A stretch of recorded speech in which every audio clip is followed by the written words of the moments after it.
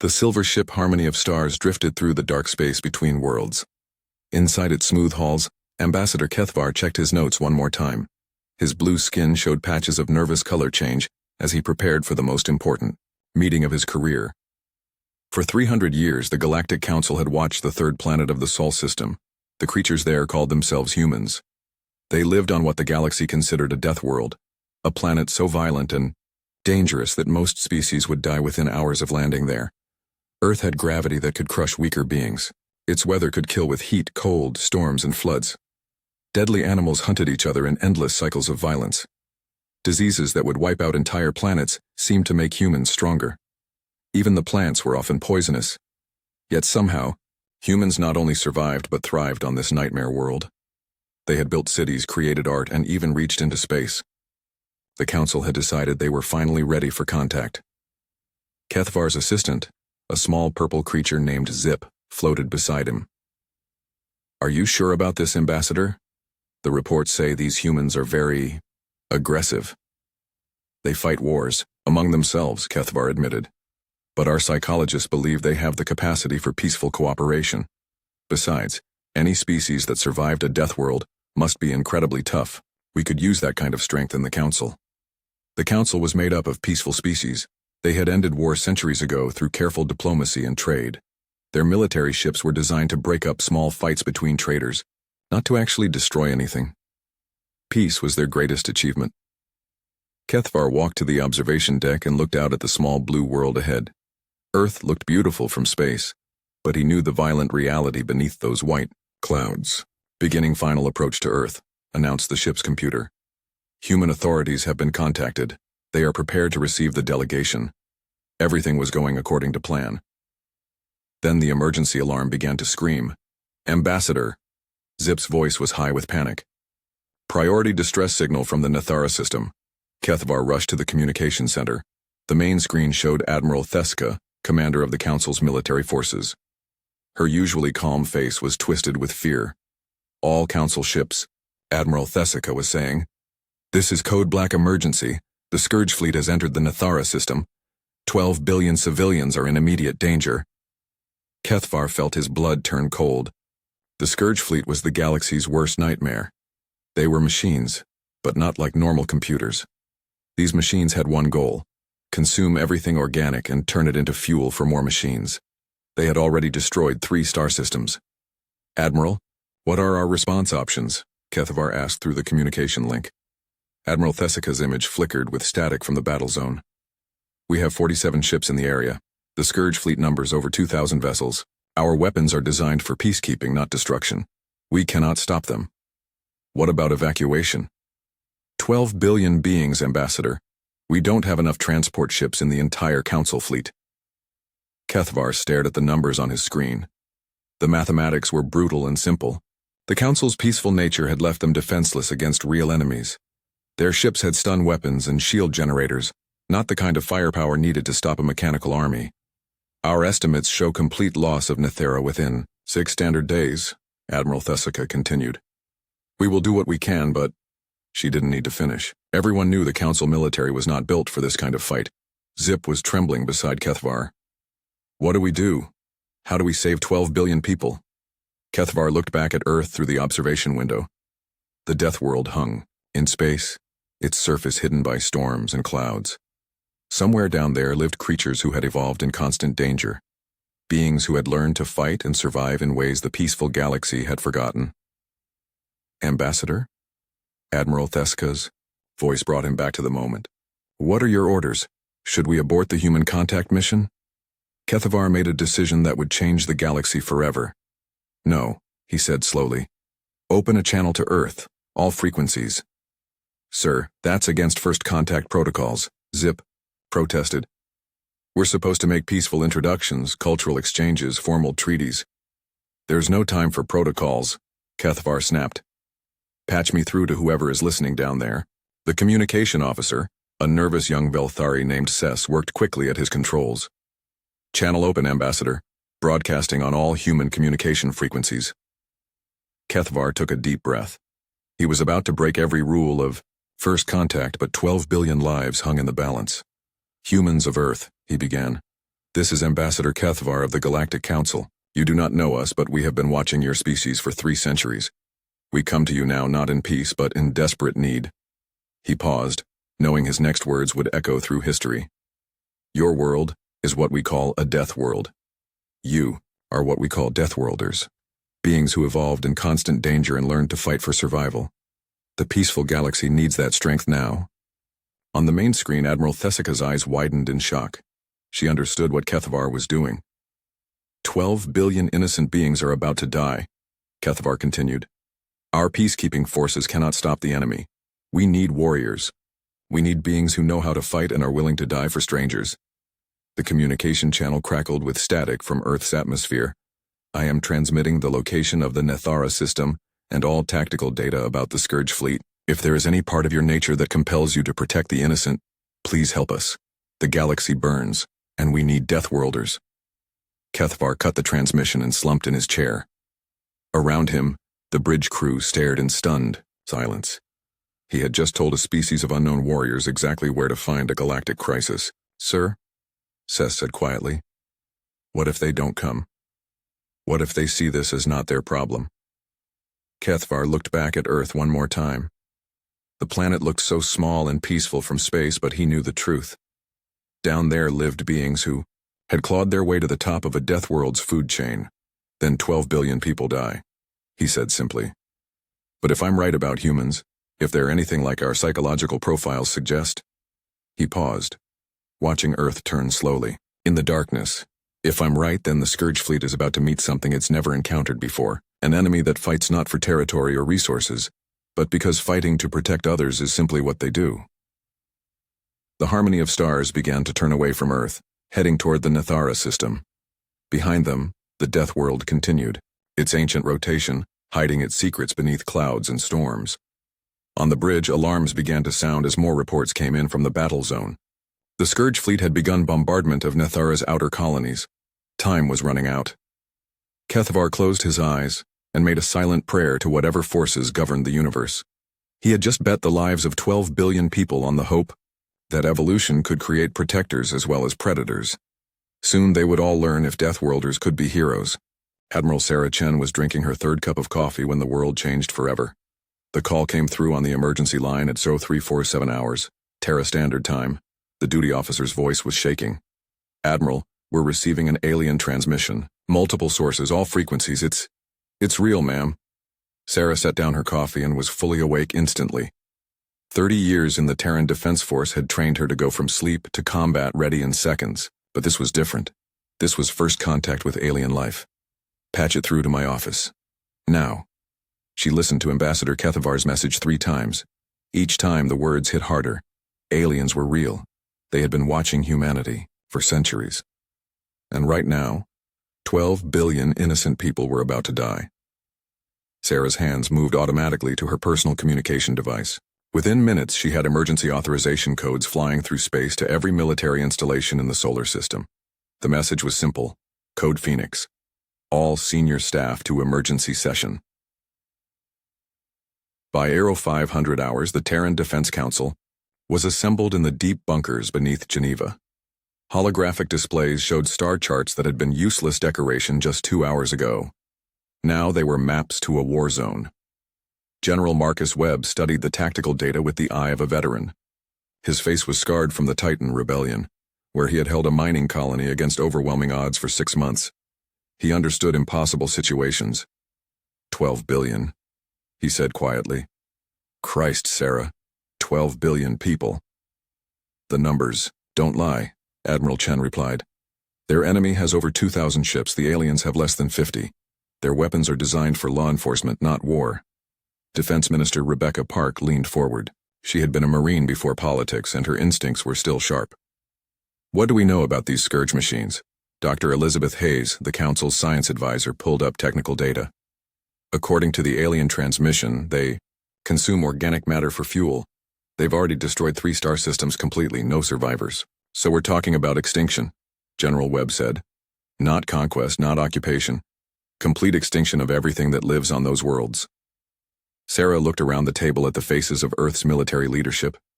These were people who had fought in the Belt Wars, survived the Mars Rebellion, and kept the peace during the colony riots. They had seen the worst humanity could do to itself. "The question is simple," Sarah said. "Do we get involved in an alien war to save people we've never met?" The silence lasted exactly 3 seconds. "Damn right we do," General Webb said. His voice carried the authority of a man who had never backed down from a fight. "Those are civilians, kids, families, people just trying to live their lives. We don't even know if our weapons will work against their technology," Dr. Hayes pointed out.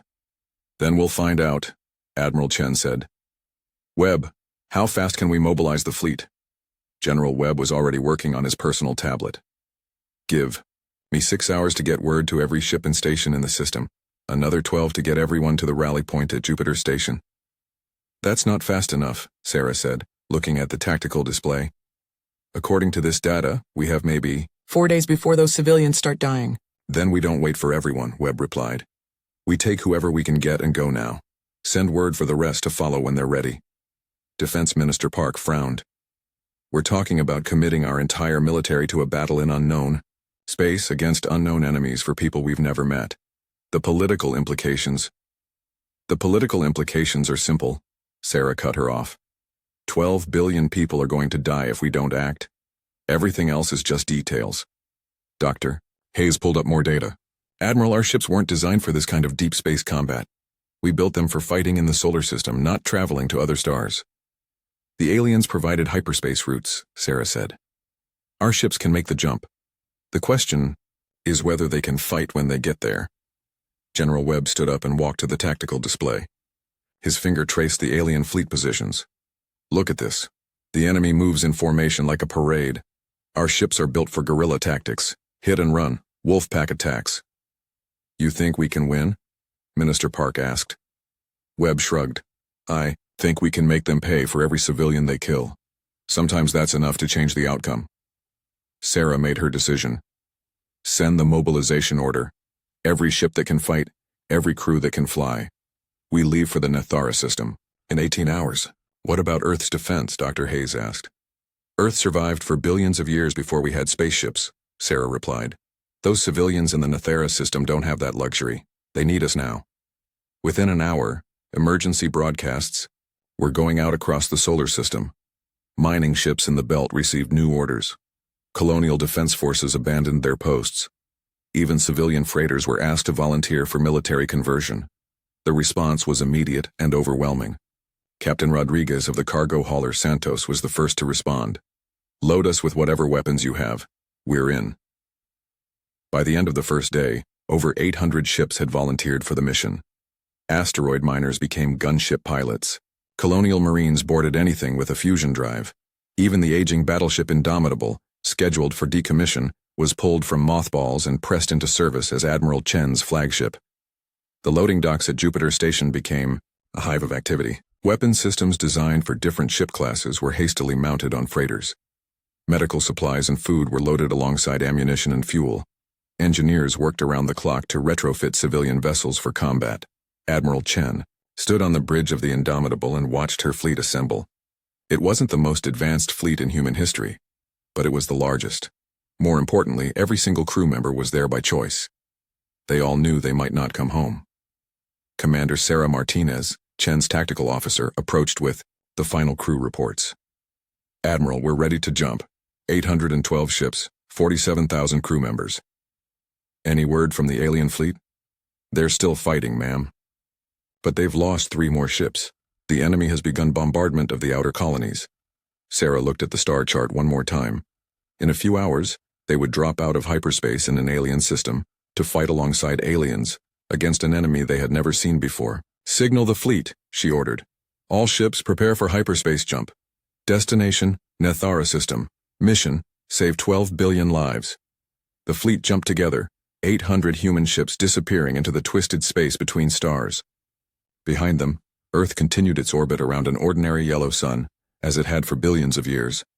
But nothing would be ordinary anymore. Humanity had just announced to the galaxy that Deathworlders could be heroes. The journey through hyperspace took 6 days. During that time, Admiral Chen received regular updates from the battle zone. The news was bad and getting worse. The Alien Council forces were down to 37 ships. The Scourge fleet had begun landing troops on Nethara's surface. On the final day of the journey, the updates stopped coming. The Council fleet had gone silent. Admiral, Commander Martinez, reported, "We're approaching the Nethara system, dropping out of hyperspace in 30 seconds. Sarah looked around the bridge at the faces of her crew. They were scared, but determined. In a few moments, they would either save 12 billion lives or die trying. All ships, she broadcast to the fleet. This is Admiral Chen. We don't know what we'll find when we drop out of hyperspace. We don't know if our weapons will work, if our tactics will succeed, or if we'll survive the next hour. But we know why we're here. We're here because 12 billion innocent people need someone to stand between them and death. Today, we are that someone. All ships, prepare for combat."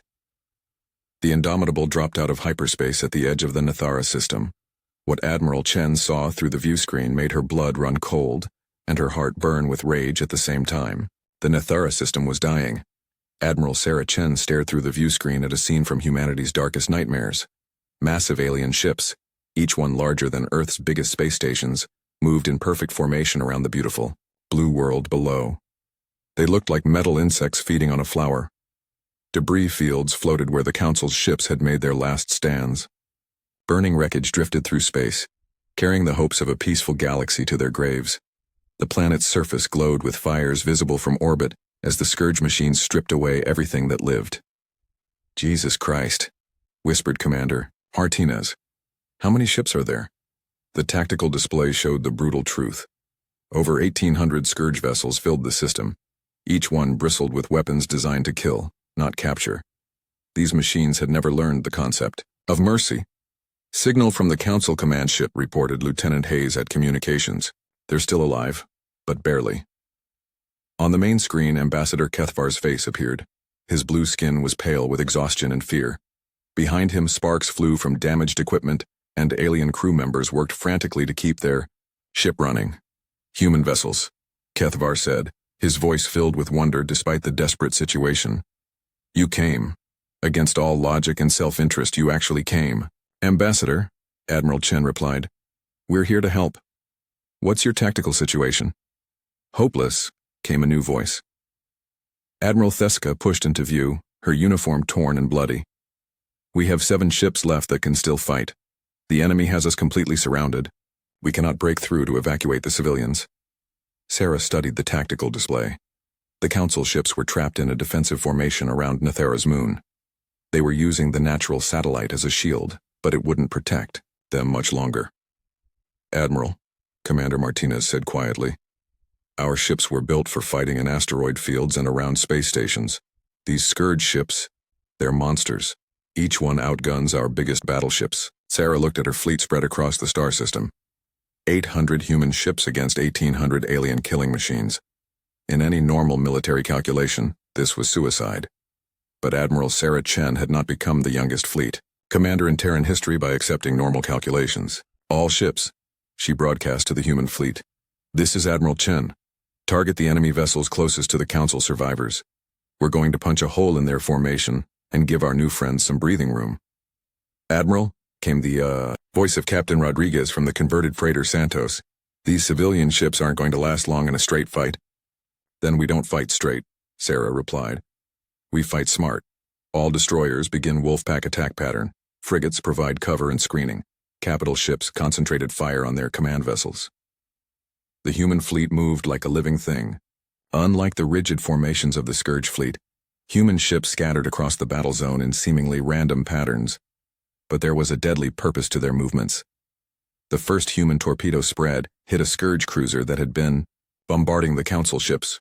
Nuclear fire blossomed against alien armor, and for the first time in 6 days, a Scourge vessel died. On the Council command ship, Ambassador Kethvar watched in amazement as the human ships danced through enemy fire. They moved like hunters who had learned their trade in the deadliest places in the universe. "How are they doing this?" Admiral Theska asked. "Their ships are smaller than ours, but they fight like predators," Kethvar finished. "They evolved on a death world. This is how they survive." The Scourge fleet began to adapt. Their ships moved to surround the human vessels, but the humans refused to be trapped. Destroyers darted between enemy fire like angry wasps, launching missiles and breaking away before return fire could lock onto them. Frigates worked in pairs, one drawing enemy attention while the other attacked from behind. But the mathematics of war were ruthless. For every Scourge ship destroyed, 2 human vessels were lost. The Santos died in a ball of fire, taking a Scourge destroyer with her. The heavy cruiser Moscow rammed an enemy dreadnought, creating a fusion explosion that lit up half the system. "Admiral," Commander Martinez reported, her voice tight with controlled fear. "We're losing ships faster than we can replace them. At this rate, we all die," Sarah finished. "But we make them pay for every civilian they kill." The planet below, the real horror was becoming clear. Scourge landing craft had reached the surface and were beginning the systematic harvesting of all organic life. Millions of civilians were dying every hour. "Admiral Chen," came Ambassador Kethavar's voice, now filled with desperate hope. "Our sensors show Scourge troop transports on the surface. If we could mount a ground assault..." Sarah looked at the tactical display. Landing troops on a hostile planet while fighting a space battle was military insanity. It would split her forces and guarantee massive casualties. "Major Patterson," she called to the Marine commander, "how many troops can we put on the ground?" Major Lisa Patterson's scarred face appeared on screen. She was a veteran of the worst fighting in human history, and her voice was steady despite the chaos around them. "We can drop 2 full divisions, Admiral, but we'll be going in blind against unknown enemy forces." "Those aren't enemy forces down there, Major. Those are civilians being slaughtered while we watch. Get your Marines ready for immediate drop." The first wave of human drop pods screamed through Nethera's atmosphere like falling stars. Inside each pod, Marines checked their weapons and said their prayers. They were about to land on an alien world to fight for people they had never met. Marine Sergeant Jake Morrison felt his pod shake as it hit the upper atmosphere. Around him, his squad of hardened veterans prepared for whatever hell waited below. These were men and women who had fought in the worst conditions humanity could imagine. But this was different. This time they were fighting for something bigger than territory or politics. 30 seconds to impact, announced the pod's computer. Enemy contacts detected on landing zone. Jake looked at his squad. They were scared, but their faces showed the determination that had carried humanity from the caves to the stars. "Remember," he told them, "we're not here to win. We're here to stand between the civilians and death. Whatever happens, we hold the line." The pods hit the ground like meteors, and the Marines poured out into hell. The Scourge machines were everywhere, mechanical, spiders the size of tanks harvesting everything organic they could find. In the distance, alien civilians ran screaming from processing centers where their people were being turned into fuel. "Contact front," screamed Corporal Williams as a Scourge harvester turned its weapons on the human landing zone. The Marines opened fire with everything they had, their weapons designed to kill the worst predators Earth had ever produced. In space above, Admiral Chen watched her fleet continue to die. They had destroyed over 300 enemy ships, but the cost was terrible. Only 200 human vessels remained operational, and the Scourge fleet was adapting to their tactics. "Admiral," Commander Martinez reported, "the enemy is concentrating fire on our capital ships. They're learning to target our command structure." Sarah nodded grimly. The Scourge machines were efficient killers, and they learned fast. Soon they would figure out how to counter human tactics completely. "Signal all ships," she ordered. "Prepare for final assault. We're going to hit their command vessel with everything we have left." The Scourge command ship was a massive thing, larger than anything humanity had ever built. It sat at the center of the enemy formation like a metal mountain, directing the systematic destruction of an entire world. "Admiral," came Captain Morrison's voice from the destroyer Vengeance. "That thing's shields are too strong. We'll need to get close to penetrate them." "Then we get close," Sarah replied. "All ships, ramming speed. We're going to show these machines what Deathworlders do when they're cornered." The remaining human fleet charged the Scourge command vessel in a desperate final attack. Ships died by the dozen as enemy fire concentrated on the assault formation, but the survivors pressed on. Admiral Chen stood on the bridge of the Indomitable and watched the enemy ship grow larger in her view screen. Around her, the crew worked with the calm efficiency of people who had already accepted their fate. "Ma'am," Commander Martinez said quietly, "it's been an honor serving with you." "The honor has been mine," Sarah replied. "All hands prepare for impact." The Indomitable slammed into the Scourge command vessel at full speed, creating a fusion explosion that could be seen from 3 star systems away. In that moment of nuclear fire, the tide of battle finally began to turn. The explosion of the Indomitable lit up the Nethera system like a newborn star. For a moment, both fleets stopped firing as the shockwave rolled across space. When the light faded, the massive Scourge command vessel was gone, taking Admiral Sarah Chen and 3,000 human crew members with it. Captain Elena Vasquez felt the shockwave rock her heavy cruiser Retribution and knew her friend was dead. Sarah Chen had been more than a fleet commander. She had been the heart of the Terran Defense Force. Now Elena was the senior surviving officer, with the weight of the entire battle on her shoulders. "Captain," her tactical officer reported, "the enemy formation is breaking up. The command ship's destruction has disrupted their coordination." Elena looked at her tactical display. The Scourge fleet was still massive. Over 1,000 ships remained, but they were no longer moving. As one unified force, individual vessels were making their own decisions, and machine intelligence had never been good at improvisation. "All surviving ships," she broadcast. "This is Captain Vasquez aboard Retribution. Admiral Chen's sacrifice has given us a chance. We're not going to waste it. All destroyers hit-and-run attacks on their heavy cruisers. Frigates protect the Council survivors. Marine transports continue ground operations." But even as she gave orders, Elena could see the terrible cost of their assault. Of the 800 ships that had jumped into the system, fewer than 200 remained operational. The space around Nethera was filled with the wreckage of human vessels and the bodies of brave crews. On the planet's surface, the battle was even more desperate. Sergeant Jake Morrison crouched behind the wreckage of a Scourge harvester and tried to count his ammunition. His squad had been fighting for 6 hours straight, and the mechanical enemies just kept coming. "Morrison!" screamed Corporal Williams from across the rubble field. "More harvesters coming from the east, at least 20. Jake looked at his remaining Marines. They had started with 40 soldiers. Now there were 12 left alive, and half of those were wounded. Around them, alien civilians huddled in whatever shelter they could find while the machines tried to kill everything that breathed. "Listen up," Jake shouted to his squad. "Those civilians behind us can't run anymore. We're all that stands between them and death. I don't care if there's 1,000,000 of these metal bastards, we hold this line." The Scourge harvesters came forward like a wave of mechanical death. Each one was the size of a small building, armed with cutting tools designed to process organic matter efficiently. They had no fear, felt no pain, and never got tired. But they had never fought humans before. Private Maria Santos, barely 19 years old, stood up from cover and fired her rocket launcher at the lead harvester. The explosion sent twisted metal flying, but more machines kept coming.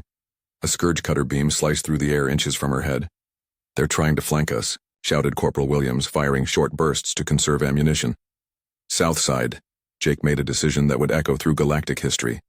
Instead of falling back to a better defensive position, he grabbed a demolition charge and ran straight at the flanking machines. "Cover me," he screamed, sprinting across open ground as cutter beams scorched the earth around his feet. Behind him, his Marines poured everything they had into the enemy formation. A group of alien civilians, tall, graceful beings with silver skin and large eyes, watched in amazement as the human soldier threw himself at mechanical death to protect people he had never met. One of them, a young female named Kessara, would later write about this moment in her memoirs. "I saw what courage truly meant when the human ran into fire for us." Jake reached the lead flanking harvester and slammed the demolition charge against its hull. The timer showed 5 seconds. He looked back at the civilians he was protecting and smiled. The explosion took out 3 harvesters and opened a gap in the enemy line that his squad used to reposition. But Jake Morrison was gone, another name on the growing list of humans who had died for strangers. In space above, Captain Vasquez watched the ground battle through her ship's sensors while coordinating the fleet action. The human Marines were holding their positions against impossible odds, but they couldn't hold forever. "Captain," her communications officer called, "we're receiving a signal from the Council command ship. Ambassador Kethvar wants to speak with you." Elena nodded. "Put him through." The alien ambassador appeared on her screen, his blue skin marked with cuts and burns from his ship's battle damage, but his eyes held something Elena had never seen in an alien before: absolute awe. "Captain Vasquez," Kethvar said, his voice thick with emotion, "what your people are doing, we have never seen such sacrifice. Your Admiral Chen died to save strangers. Your Marines are dying to protect civilians they've never met." "Why?" Elena looked at her tactical display, where the dots representing her ships continued to wink out, one by one. "Because it's the right thing to do, Ambassador. Because sometimes that's all the reason you need. The battle raged for another 4 hours. Human ships continued to die, but they took enemy vessels with them. The converted freighter, New Shanghai, rammed a Scourge dreadnought when her weapons failed. The destroyer Arctic Wolf used her last missiles to save a council transport full of civilian refugees. On the ground, the Marines fought with a ferocity that amazed their alien allies. When Sergeant Patricia Hayes ran out of ammunition, she used her combat knife to destroy a harvester's control systems. When Private Tommy Rodriguez's squad was surrounded, they used themselves as human shields to protect a school full of alien children. The turning point came when Captain Vasquez made a decision that violated every rule of space combat. Instead of trying to preserve her remaining ships, she ordered them to use captured Scourge vessels as improvised bombs.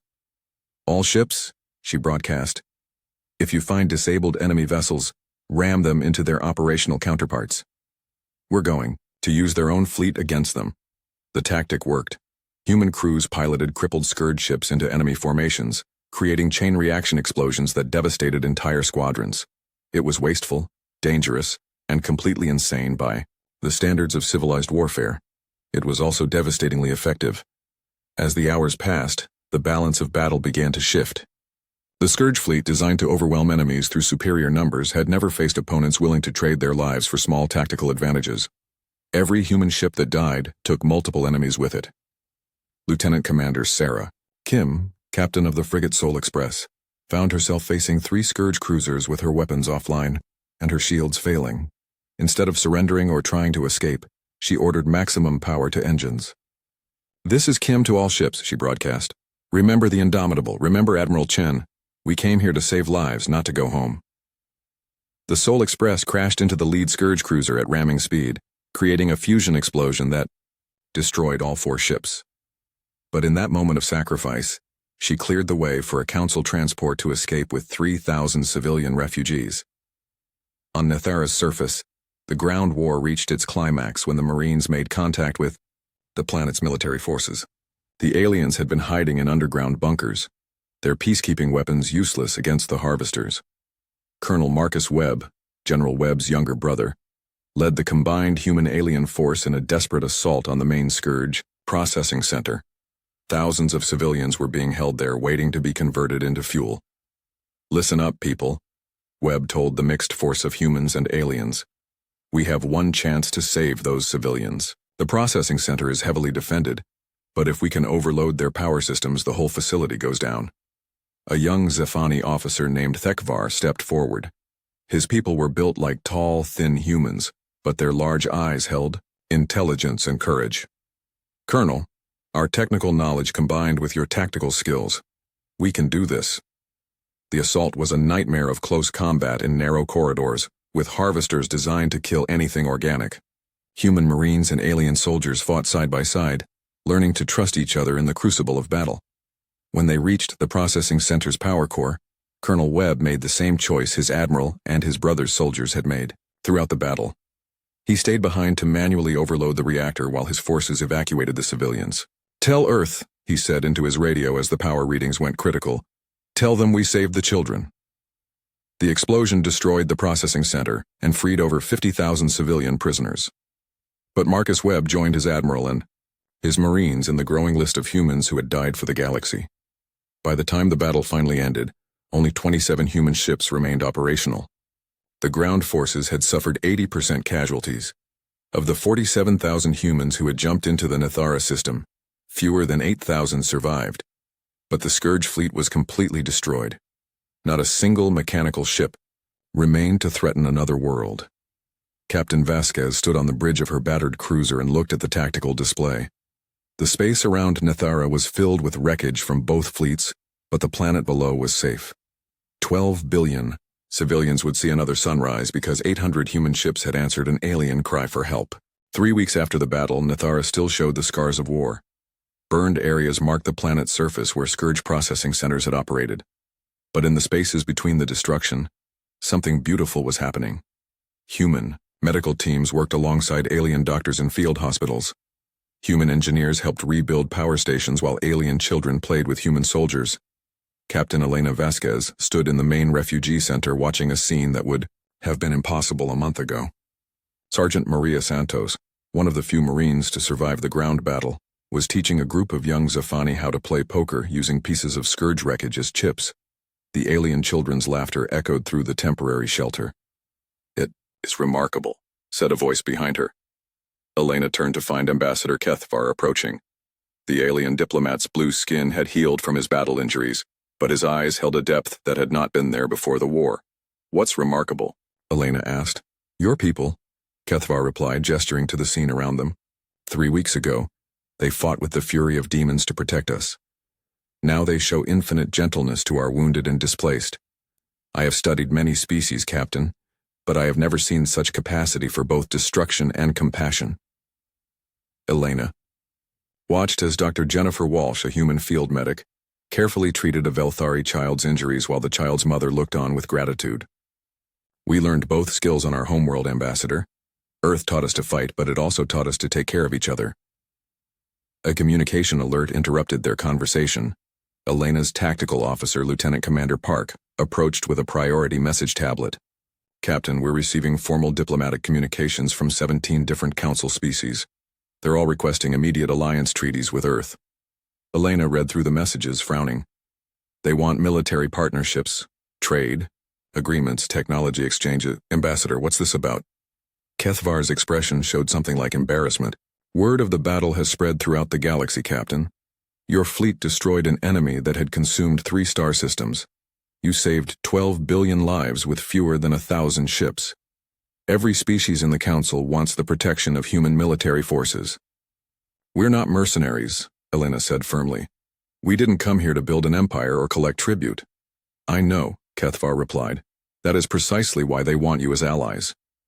Lieutenant Commander Park pulled up a holographic display showing the political situation across the galaxy. "Captain, the Council is offering Earth immediate membership with full voting rights and military command authority over all peacekeeping forces. They're also requesting permission to establish diplomatic embassies on Earth." Elena studied the data. Earth would go from unknown death world to major galactic power overnight. The technological and scientific benefits would advance human civilization by centuries. The political advantages would be enormous. "There's more," Park continued. 3 separate species have offered to share their most advanced technologies in exchange for defensive treaties. The Velthari are offering medical knowledge that could extend human lifespans by hundreds of years. Elena looked back at the refugee center, where human and alien survivors worked together to rebuild lives shattered by war. "What does Earth Command say about all this?" "General Webb is being very diplomatic," Park replied with a slight smile, "but between the lines he's telling them we didn't come here for rewards." A commotion near the center's entrance caught Elena's attention. A group of Zafani civilians was approaching, led by an elderly female with silver markings that indicated high social status.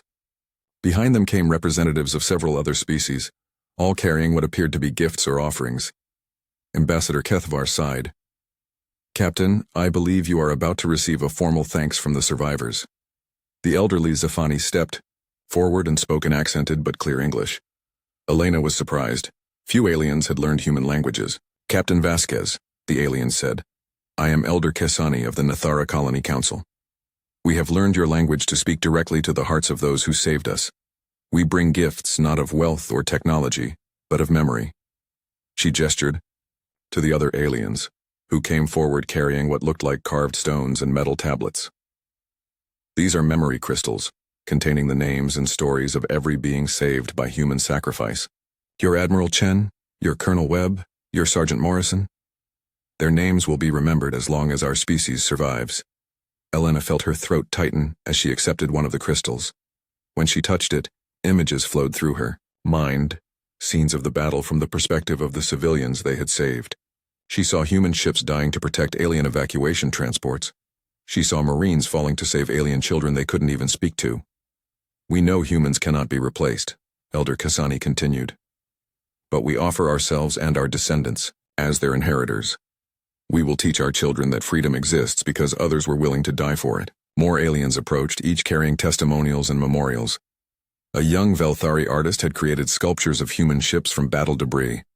A Zafani engineer had designed a memorial garden where the names of fallen humans would be carved in stone that would last for millennia. Elena found herself overwhelmed by the depth of gratitude from beings she had never expected to meet. These were people whose entire worlds had been saved by human sacrifice, and they wanted to ensure that sacrifice was never forgotten. "Captain," Ambassador Kethvar said quietly, "there is something else you should know.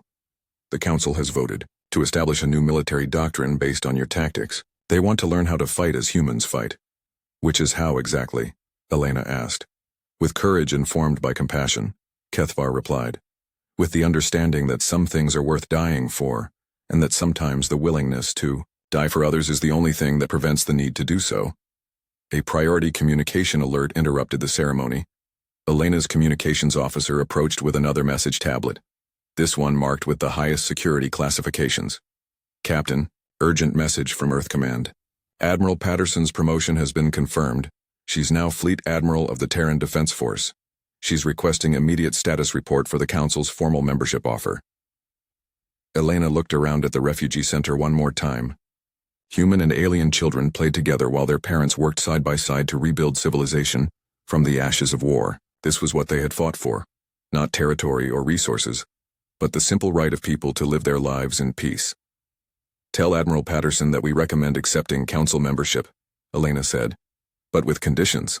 We join as protectors, not conquerors. We share our military knowledge, but we also learn from their sciences and cultures. And we make it clear that humanity will always answer the call when civilians are threatened, regardless of politics or profit."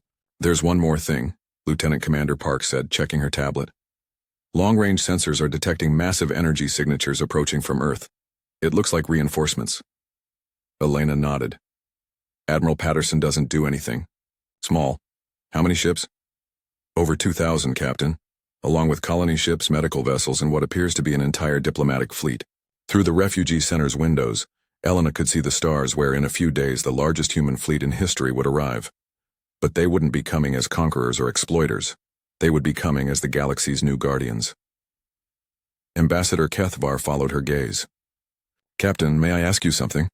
When we sent that distress call to Earth, we expected you might help if it served your interests. We never expected you to sacrifice everything for strangers. Why did you do it?" Elena considered the question, thinking of Admiral Chen's sacrifice, of Sergeant Morrison's courage, of Colonel Webb's final words. "Because that's who we are, Ambassador. Earth made us strong enough to fight, but it also made us care enough to fight for the right reasons."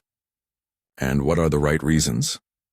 Elena gestured to the children playing in the center, human and alien together. "That. The right of children to grow up, the right of families to be together, the right of civilizations to exist without fear of extinction. We fight because some things are worth fighting for." 6 months later, the memorial of Nethara was dedicated in a ceremony attended by representatives of 47 different species. The memorial listed the names of every human who had died in the battle, carved in stone that would last for millions of years. Admiral Elena Vasquez, now promoted to head of the new Terran Council Joint Defense Force, stood before the memorial with representatives from across the galaxy. Behind them, the first human colony ships were landing on Nethara, carrying families of the fallen, who wanted to live where their loved ones had died as heroes. "Today," Admiral Vasquez said in her dedication speech, "we remember that courage is not the absence of fear but action in the face of fear. We remember that strength is not the ability to destroy, but the willingness to protect. And we remember that the greatest civilizations are measured not by what they can conquer, but by what they will sacrifice to preserve."